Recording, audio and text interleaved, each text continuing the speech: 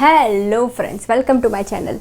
तो आज का जो हमारा टॉपिक है वो है, आपने टाइटल में पढ़ ही लिया होगा, यूएसए वीज़ा। जी हाँ, यूएसए वीज़ा के बारे में हम वीडियो बनाने वाले हैं। मैं अपने अनुभव शेयर करने वाली हूँ और आपको कुछ टिप्स और गाइडलाइंस देने वाली हूँ जितना मुझे पता है। ठीक है, तो शुरू करते हैं। तो भाई, यूएसए वीज़ा के बारे में एक इम्पॉर्टेंट बात मैं आपको बताती हूँ कि ये अकेला ऐसा वीज़ा है जिसे लेने के बाद आप 37 और कंट्री या तो वीज़ा ऑन अराइवल ट्रैवल कर सकते हैं या तो उसकी बहुत छोटी सी वीज़ा प्रोसेस है, बहुत ही नॉमिनल सी, लाइक एक फॉर्म फिल करना वैसी वाली। तो 37 और कंट्रीज़ भी आप साथ में ट्रैवल कर सकते हैं। तो यूएसए वीज़ा दिखता कैसा, सबसे पहले मैं आपको बताती हूँ। जी हाँ, कुछ इस टाइप का लगता है यूएसए का वीज़ा। और इसका प्रोसेस क्या है मैं आपको स्टेप बाय स्टेप बताती हूँ। सबसे पहले बात हम करते हैं कि यूएसए वीज़ा कौन ले सकता है। तो भाई, हर कोई वीज़ा ले सकता है, वीज़ा लेने में कोई प्रॉब्लम नहीं है, अप्लाई तो कोई भी कर सकता है। सवाल ये है कि किसको वीज़ा वो लोग ग्रांट करते हैं और किसको नहीं ग्रांट करते हैं। तो मैं आप लोगों को एक सजेशन देना चाहूँगी कि जो लोग जॉब नहीं कर रहे हैं या कोई एक्टिविटी में इन्वॉल्व नहीं है इंडिया में, जैसे कि कोई स्टूडेंट है तो देन इट्स ओके, कोई बिज़नेस कर रहा है, कोई जॉब कर रहा है, ये कुछ आप कर रहे हैं फिर तो ठीक है। पर अगर आप ऐसी कोई एक्टिविटी में इन्वॉल्व नहीं हैं, आप कुछ नहीं कर रहे हैं अभी, तो फिर आप पहले किसी चीज़ में या पहले कोई जॉब या कुछ कोर्स में रजिस्टर करिए, उसके बाद आप अप्लाई करिए। क्योंकि अगर आप कुछ नहीं कर रहे होते हैं तो यूएस में वहाँ पे जो लोग बैठे होते हैं एम्बेसी में, उन्हें यही लगता है कि आप वहाँ जाके सेटल हो जाएंगे और आप कुछ भी अब वापस नहीं आएंगे क्योंकि आप यहाँ तो कुछ कर नहीं रहे। तो ऐसे जो एप्लीकेंट हैं वो थोड़ा सा टाइम ले, अपने आप को किसी कोर्स में रजिस्टर करें या तो आप कहीं पे जॉब करें 6 महीने के लिए और उसके बाद आप अप्लाई करें। तो उससे क्या होता है कि आपकी एक इमेज बिल्ड होती है कि आप कुछ कर रहे हैं और आप वहाँ जा रहे हैं विज़िट के लिए और आप वापस आ जाएंगे क्योंकि आपकी जॉब है। तो इस टाइप से आपको करना चाहिए प्लान, क्योंकि वीज़ा फ़ीस भी इंडिया में 160 यूएस डॉलर्स, मतलब अंदाज़न 12,000 रुपये होती है। DS-160 फॉर्म जितने लोग भी ट्रैवल कर रहे हैं उनके लिए इंडिविजुअली भरना पड़ेगा अलग अलग, और फीस पेमेंट भी वैसे ही होगी इंडिविजुअली। इसकी 3 प्रोसेस है टोटल। सबसे पहला स्टेप 1 जो है उसमें आपको DS-160 फॉर्म भरना होता है।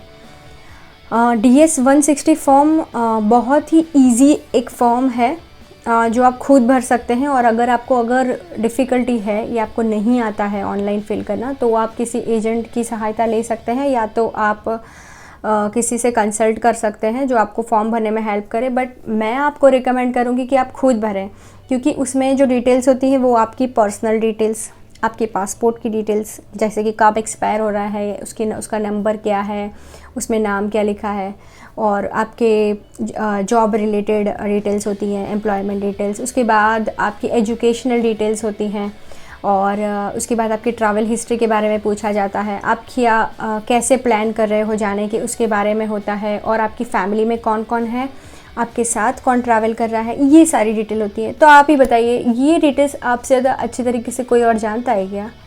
नहीं ना। तो फिर आपको खुद इसको भरना चाहिए, ना कि आपको पैसे देके किसी को फिल करवाना चाहिए।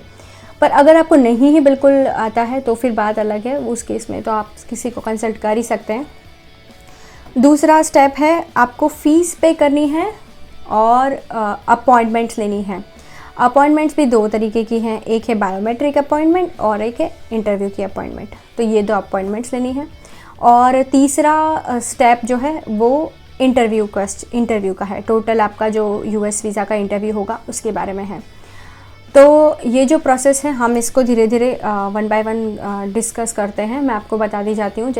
तो सबसे पहली बात तो ये है, जो DS-160 फॉर्म है उस फॉर्म को भरने के लिए मैं लिंक डिस्क्रिप्शन में डाल दूँगी। उस फॉर्म को आप इजीली भर सकते हैं। आपको जैसे कि हम फेसबुक में या गूगल में अकाउंट बनाते हैं उस तरीके से बस अपना ईमेल आईडी और वो डाल के एक अकाउंट क्रिएट करना है, जिसका पासवर्ड आप याद रखिएगा। पासवर्ड याद रखिएगा ज़रूर से, क्योंकि अगर आप उसको दोबारा कभी एडिट करना हुआ तो वो बहुत ही ज़्यादा ज़रूरी चीज़ होती है। आप उसमें डिटेल्स भर सकते हैं, जैसे कि आप फॉर्म भरने बैठे और आपको बीच में कुछ काम आ गया तो आप उसको सेव करके आगे कुछ और करने लग गए। तो इस तरीके से आप वो उसको अलग नोट डाउन करके आप उस डिटेल्स को फिल कर लीजिए, सारी डिटेल्स, और शांति से बैठ के भरिए पूरी डिटेल्स, ठीक है। उसमें कोई गड़बड़ मत करिए। उसी के रिलेटेड वो लोग आपको क्वेश्चन करेंगे और उसी से वो लोग आपको जज करेंगे कि आपको वीज़ा देना है या आपको वीज़ा नहीं देना है। तो उसमें बिल्कुल एक्यूरेट डिटेल भरिएगा, सारी डिटेल्स, एक एक डिटेल्स, ठीक है। सबसे पहले शुरू होगी पासपोर्ट से, फिर आपकी पर्सनल डिटेल्स आएंगी, और उसके बाद आपकी एम्प्लॉयमेंट डिटेल्स आएंगी, आपकी एक्सपीरियंस आएगी, फिर आपकी एजुकेशन डिटेल्स, आपकी फैमिली डिटेल्स, आपकी हिस्ट्री मतलब ट्रैवल हिस्ट्री कि आपने पहले ट्रैवल किया है कि नहीं। उसके बाद डिटेल्स जो आएंगी वो आपके साथ कौन ट्रैवल कर रहा है, और उसके बाद एक चेकलिस्ट होता है डॉक्यूमेंट्स का कि आप क्या क्या सबमिट कर सकते हैं। और एक और आता है जिसमें होता है कि क्या क्रिमिनल एक्टिविटी में एसोसिएटेड हैं या नहीं, और ये वो सब डिटेल्स होती है, वो आप फिल करके टेक अपने हिसाब से करिएगा। तो उसको भरने के बाद आपको लास्ट ऑप्शन आता है फ़ीस पेमेंट का। ये आ गया हमारा सेकेंड स्टेप। जैसे ही आप सेकेंड स्टेप पे जाएंगे, उसके बाद आपको फ़ीस पे करते हैं, तो उसमें फ़ीस पे करने के भी 3 ऑप्शन होते हैं कि आप जाके डायरेक्टली पे कर सकते हैं, या आप मोबाइल से कर सकते हैं, या नेट बैंकिंग से ट्रांसफ़र कर सकते हैं। अगर आप चाहते हैं मैं फ़ीस पेमेंट का एक अलग से वीडियो बना दूं तो आप मुझे बता दीजिएगा, मैं वो कर दूंगी, क्योंकि वो प्रोसेस में अगर किसी को समझ नहीं आए तो मुझे बताना, मैं उसका वीडियो भी बना दूंगी। और उसके बाद जो नेक्स्ट आता है वो अपॉइंटमेंट लेना।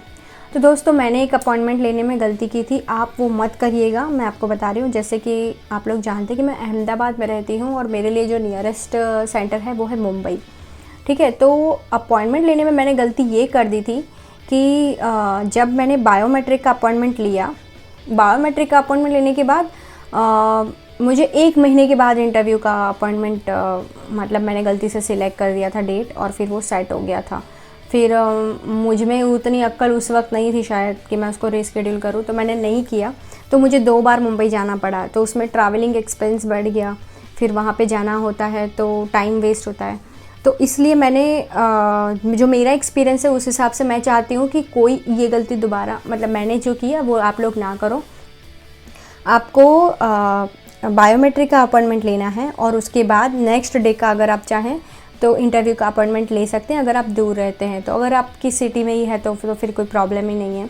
बट ये तो जो लोग की सिटी में यूएस एम्बेसी का ये प्रोसेस मतलब ये नहीं होता है और उनको कहीं और ट्रैवल करना पड़ता है, तो ये उनके लिए सजेशन है, ठीक है।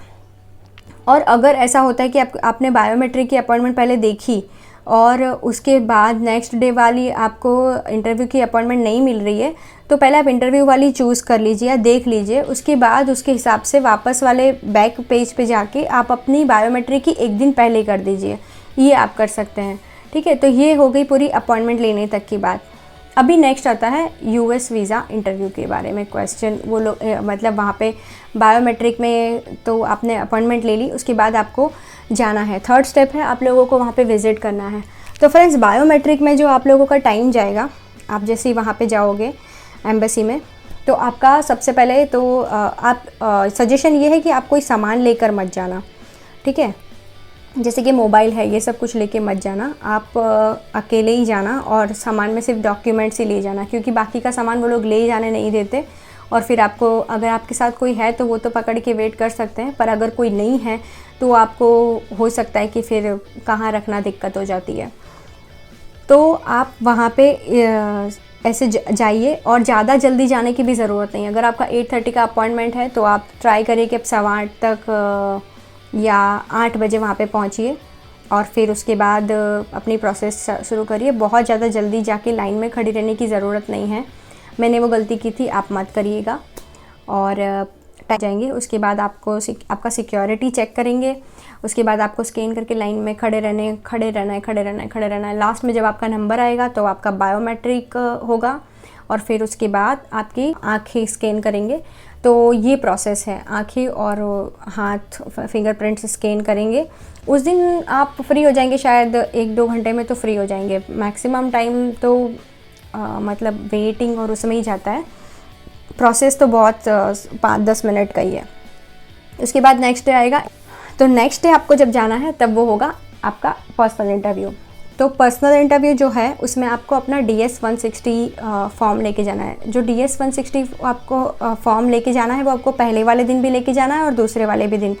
फॉर्म और कंफर्मेशन पेज दोनों ही लेके जाइएगा, ठीक है। हो सके तो पेमेंट वाला रिसिप्ट भी इतना लेकर जाइएगा आप। वैसे देखते तो सिर्फ वो कंफर्मेशन फॉर्म ही है, बट स्टिल आप अपने कंफर्मेशन के लिए लेके जाइएगा, वो लेके जाइए। नेक्स्ट डे भी सेम, मोबाइल लेकर नहीं जाना है, कुछ भी लेके नहीं जाना है। बस आपको जैसे कि 10 बजे का फिर से वहाँ पे अपॉइंटमेंट है, तो आप 9:30 पहुँच जाइए। आप पहुँचेंगे, आपको स्कैन करेंगे, आपका सामान स्कैन करेंगे। सामान में सिर्फ आप अपने डॉक्यूमेंट्स ले जा सकते हैं, और लेके आप जैसे ही आगे बढ़ेंगे तो फिर आपका नंबर आएगा। फिर आप वहाँ पे बहुत सारी विंडोज़ हैं, अलग अलग विंडोज़ होंगी। और फ्रेंड्स, सबसे इम्पॉर्टेंट बात कि आप किसी भी लैंग्वेज में इंटरव्यू दे सकते हैं। जैसे कि आप गुजराती में दे सकते हैं, हिंदी में दे सकते हैं, इंग्लिश में, पंजाबी में, बंगाली में, जो भी आपको लैंग्वेज आती है। आप फॉर्म भरते वक्त DS 160 फॉर्म भरते वक्त उसमें वो लैंग्वेज सिलेक्ट कर सकते हैं। ये बहुत अच्छा फ़ीचर है एक्चुअली। जिन लोगों को नहीं आता है इंग्लिश, तो वो लोग उस लैंग्वेज में इंटरव्यू दे सकते हैं। तो ये अलग अलग विंडो में जो भी ऑफिसर बैठे होंगे वो आपका इंटरव्यू लेंगे, और इंटरव्यू लेने के बाद वो लोग डिसाइड करेंगे कि आपको वीज़ा मिलेगा कि नहीं। और इंटरव्यू में ज़्यादातर क्वेश्चंस जो होते हैं वो DS 160 वाले ही होते हैं। आपका पर्पस ऑफ ट्रैवलिंग ये सब होता है। अब ये मैं एक US वीज़ा के जो क्वेश्चंस हैं उनके रिलेटेड एक डिटेल वीडियो बनाऊंगी, जो मैंने वहाँ पे 2-3 घंटे ऑब्ज़र्व किया था, या जो मैंने रिसर्च किया उस पर उसको वो थोड़ा वीडियो डिटेल में होगी। और वैसे भी ये वीडियो काफ़ी लंबी हो रही है, तो हम इस वीडियो में इंटरव्यू क्वेश्चंस डिस्कस नहीं करेंगे। इसमें बस मैं आपको प्रोसेस बता रही हूँ। मैं उस वीडियो में आपको डॉक्यूमेंट्स वगैरह सब कुछ बताऊँगी। तो ये इंटरव्यू देने के बाद अगर वो लोग आपको वाइट कलर का रिसिप्ट देते हैं जिसमें कुछ लिखा होगा, ये आप वेट करिए, आपका पासपोर्ट सबमिट हो गया, ये वाला, अगर वो आपको वो देते हैं तो इट मीन्स आपका वीज़ा अप्रूव हो गया है। और अगर वो आपको अपना पासपोर्ट रिटर्न कर देते हैं तो फिर आपको वीज़ा नहीं मिलता है। उस केस में आप समझ जाइए कि आपको वीज़ा नहीं मिला है, और आप वहाँ पे कोई आर्ग्यूमेंट नहीं कर सकते, आप कोई सवाल नहीं पूछ सकते, क्योंकि अगर ऐसा आपने किया और अगर उन्होंने आपको किसी वजह से बैन कर दिया तो फिर कुछ नहीं हो सकता। इसलिए आप ये चीज़ों का ख्याल रखें। तो फ्रेंड्स, इस वीडियो को हम यहीं पे एंड करते हैं। मैंने आपको US वीज़ा के बारे में सारे स्टेप्स और प्रोसेस बता दी है। मैं डॉक्यूमेंट्स और क्वेश्चंस का एक अलग से वीडियो बनाऊंगी, और आपको कोई भी क्वेरी है इसके रिलेटेड तो आप मुझे ईमेल कर सकते हैं। मैं आपको कोई भी हेल्प जो मुझसे हो सकती है वो मैं करूँगी। और इसके अलावा आप मुझे इंस्टा पर भी फॉलो कर सकें। और मेरे साथ जुड़े रहने के लिए थैंक यू। और अगर आपको ये वीडियो अच्छा लगा हो तो लाइक, शेयर और सब्सक्राइब कर देना, और मुझसे इस तरह से जुड़े रहना।